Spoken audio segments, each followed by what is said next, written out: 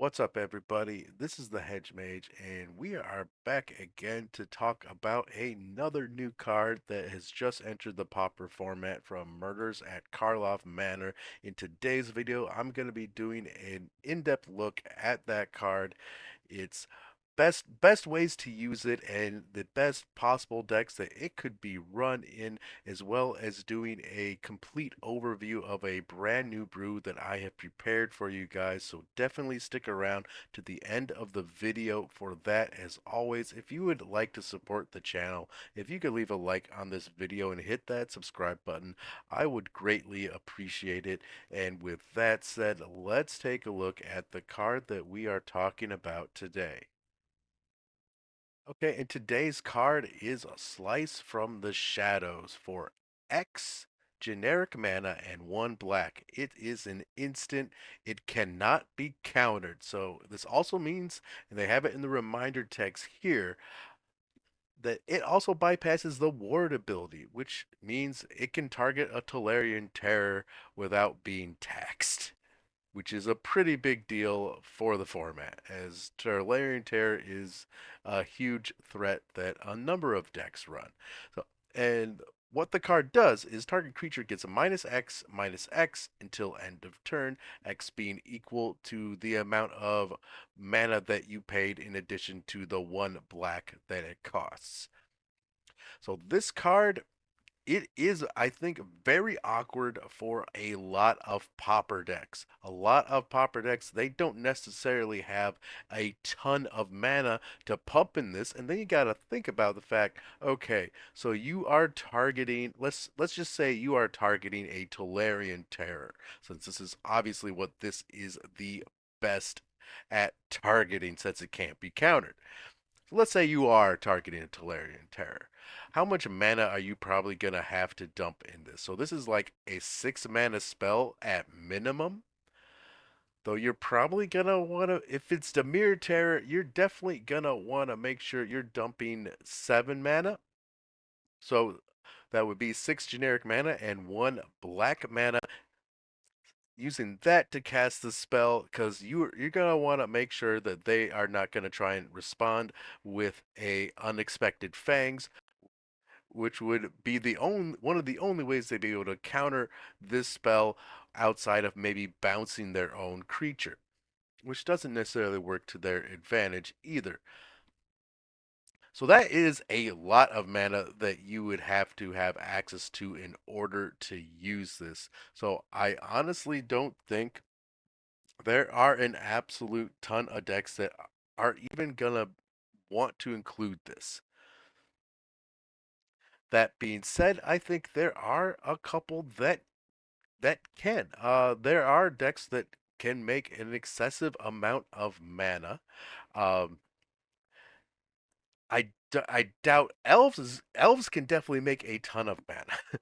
I don't know if they're going to want to use it. They can also make mana of any color, so they don't necessarily need to have any swamps or any black producing lands in their deck. They don't necessarily need their lands to make a lot of mana. All they need is one forest and a couple Curion Rangers, and they can keep untapping their Priest Titania, and then, using tapping their elves to make mana of any color. They can make a ridiculous amount of mana. They could definitely use this card. It definitely would probably be something they would keep in the sideboard to fight against terrors. I don't really know if that's something they want to do. My gut says no on that one, but it does have potential for elves to utilize it. Uh, Another deck that I could see running this is, well, there's a couple. I mean, both Golgari Gardens, as well as there's also a Golgari Ponza list, which has a lot of ramp going on. So both those decks do tend to have a lot of lands on the battlefield, which means they could potentially use this card. Both of those lists do seem rather tight at the moment, so I don't know if they are going to be trying this out. Again, I don't think so, but there is for sure one deck out there. It is a bit of a rogue deck. It's not really what you see a ton of, but I think this card is actually the perfect card for that deck. That deck is a mono black Tron. Now, if you don't follow a lot of weird spicy brews and rogue lists, you may not have come across this specific iteration of Tron. And as of right now, there are a lot of iterations of Tron out there. I've seen everything from a mono red Tron to a mono green Tron or Monster Tron to Flicker Tron, Alter Tron. I've even come across a a build for Tron eggs as well. There are a lot of different ways that you can build Tron decks. Mono Black is definitely one of them, and the way that that deck plays, it is a, as if Mono Black control troll or Mono Black control. There's our words.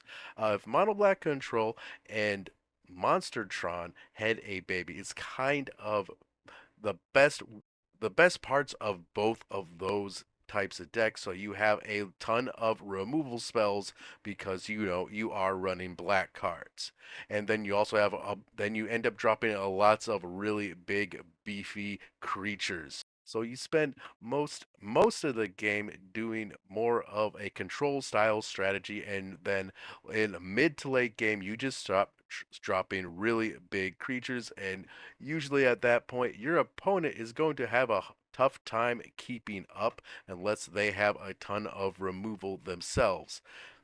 And it can get out of hand very, very quickly.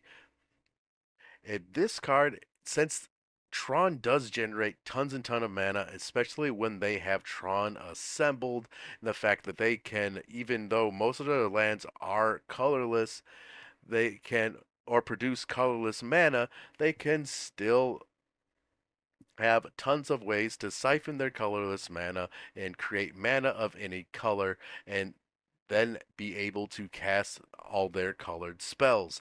So this card is definitely seems like it has the best home in mono black Tron. I don't necessarily see it fitting in any other decks. I could be wrong. I definitely feel if you are going to use this card, you are definitely going to have a lot of mana acceleration. And in the pauper format, there is a lot of very small mana curve decks. So decks that are running somewhere between 16 and 18 lands.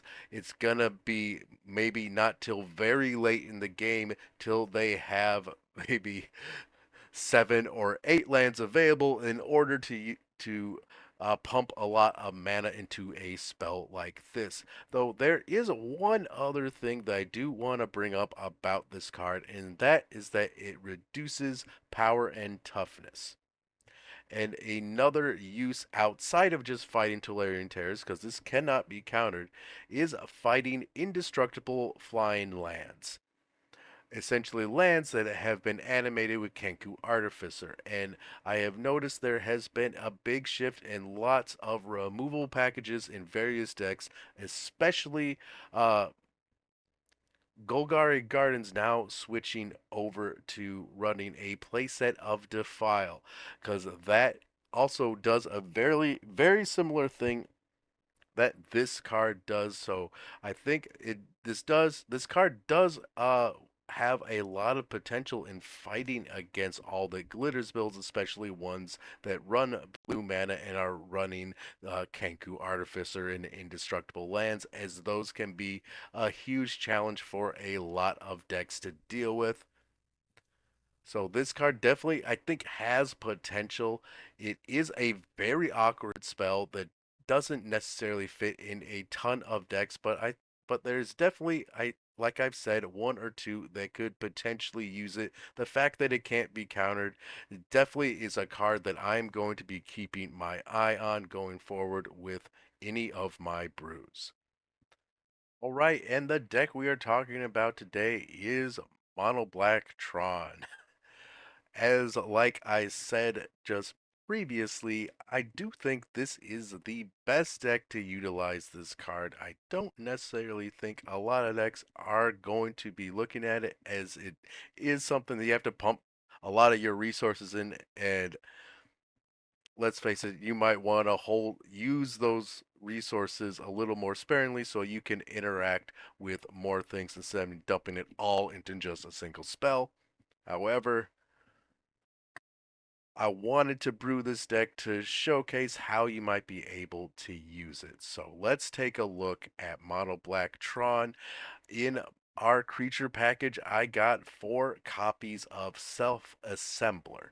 So this can grab more creatures for you. It is I think a pretty big staple in the usual Monstertron, which I believe is a mono green deck. We also got 3 copies of Thorn of the Black Rose. Since this deck is a little bit grindy, you definitely are going to want to drop this sort of mid to late game when you start to sort of run out of cards in your hand, but your opponent is starting to fizzle out, you can drop Thorn of the Black Rose and then start drawing an extra card every turn. It can be incredibly useful. Then we got 4 copies of Troll of Kaza Doom. This helps make sure that you get some black producing lands out onto the battlefield. So we got some swamps in the deck. So we can grab them with our Troll of Khazad-dûm. And we also got 2 copies of Ulamog's Crusher. So dropping an Ulamog's Crusher can be pretty devastating for a lot of decks. Especially after you've dealt with most of their creatures, they will end up having to sacrifice their other permanents most of the time, unless they are an affinity deck, those are gonna be their lands, which is gonna hurt them a lot. But I'm not running 4 crushes, just 2, because I think our main beater in the deck is definitely the troll. We do have ways to get it out of our graveyard, so troll is gonna be the main beater you want in the deck, as well as your self assemblers. Okay, and then in our sorcery pile, I got 1 copy of Evan Carr's Justice. This is basically a sweeper that we can have in our hand like pretty much the entire game. As since we are do have a ton of mana acceleration with the Tron lands, we can consistently buy this back. It does turn it into a 7 mana spell, but that is really not a huge ask for Tron. So, and then we also got 1 copy of Exhume, and just to reanimate our trolls or anything else. If they removed our Ulamog's Crusher, we can use this to bring Ulamog's Crusher back. It does let them put a creature card into play as well. However, our creatures are probably going to outclass theirs 9 times out of 10. So that's really not a huge issue in my opinion. And then in our instant pile, I got 4 copies of Cast Down, which is a very efficient removal spell and very much a staple in the format, and 4 copies of Deadly Dispute. This just helps us smooth out our draws a little bit, draw a few extra cards, and helps fix our mana too. It's because we get to create a treasure token with it, so we can make sure that we have black mana for our spells, whether that is one of our creatures or one of our pieces of interaction. And then in the main board, I do got 1 copy of Slice from the Shadows, so the card that we were talking about today. Uh, and I'm just running 1 in the main deck since this seems to be the best against certain matchups, though we don't want to get caught with our pants down against them, so I still want to keep 1 in the main board. And then I got 2 copies of Suffocating Fumes against any of those decks that are going wide, like Koldatha Red, for example. You want to be able to drop this as soon as they've played, a couple Koldatha Rebirths, and then they want to see how much damage they can get through with their goblin bushwhacker. So you're gonna want to sweep their board when that happens. And in our artifact pile, I got 4 copies of Energy Refractor. This helps fix our mana as well as letting us draw a card. I got 4 copies of Expedition Map because we need to assemble Tron as quickly as possible to really make this deck pop off as well. And then we got Four copies of Ichor Wellspring again, since I do prefer it over Lembas when I'm running things like Deadly Dispute. If you want to run Lembas instead, I kind of discussed this in other videos. That's definitely a choice. Um, if you see a lot of burn, if you see a lot of red decks, it's I do think you could probably run that instead, or even do an even split of Wellsprings and Lembuses, because gaining life is a very important in those matchups. And then I got four copies of Tithing Blade. This is a great piece of removal for us. We can also sacrifice it um, with our deadly disputes to draw a couple cards, or late game we can craft it and sort of ping our opponent every turn, which can certainly help getting some damage through before we finish them off with our big beaters. All right, in our mana base, I got 18 lands. I got one copy of Mortuary Mire. This helps us bring one of our trolls back on top of our library after we have used them to grab our swamps.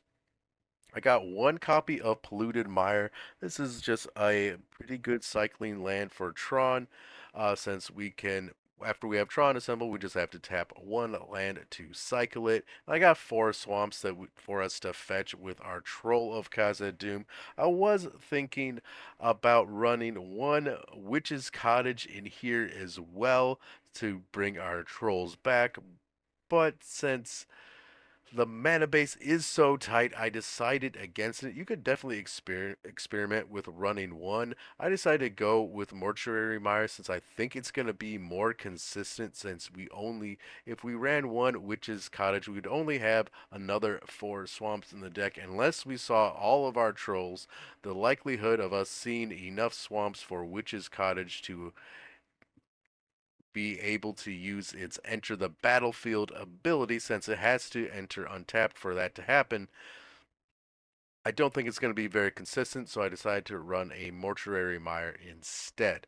And then we got our four copies of each of the Tron lands, so four copies of Urza's Mine, four copies of Urza's Power Plant, and four copies of Urza's Tower. And in the sideboard, I got one copy of Arms of Hadar, one Chainer's Edict, four copies of Debt to the Kami. This can be pretty good against anyone running enchantments. And it exiles them, which may not be super relevant, but it it can also hit creatures as well. It is definitely a little bit of a pet card of mine. I do rather like it. There are other black cards that you can use to either exile creatures or to get rid of enchantments. I decided to go with this card. If you want to run something else on your sideboard, or not run up to four if you don't think you're going to be seeing a lot of enchantments, you're certainly welcome to do so. You could run another Chainer's Edict if you like. I see a lot of glitters where I play. It's a pretty popular deck, so I definitely want to be prepared for enchantment removal. And then I have two copies of Duress. We're definitely bringing this in against any other control matchups or any decks with counter spells, etc. We want to make sure we get rid of any of their interaction that they might have. And four copies of Nihil Spellbomb. This can, we can use this to exile graveyards. It can become fodder for our deadly disputes, and then we can also draw an additional card by playing another black mana. So this helps us draw cards, helps exile graveyards. It's a very useful spell for any deck running black. And then I got three more copies of Slice of the Shadows. Obviously, we're bringing this in against Terror. We're bringing this in against all that glitters, especially if they are running blue and we know they're running the Artificer. But mostly we're using it against Terror is the game plan in a nutshell. And that is the list, guys. As always, I'll have a link to the full list.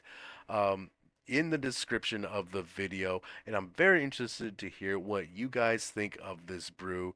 Um, do you think this is a good place for a Slice from the Shadows? Is there another deck that you think could use it better? I would very much like to know your thoughts on it, and also if you are even considering running this card at all, or do you think it's a complete waste of time? Either way, I would love to know what you think about this. As always, I hope you all are having a wonderful day, and I will see you all next time.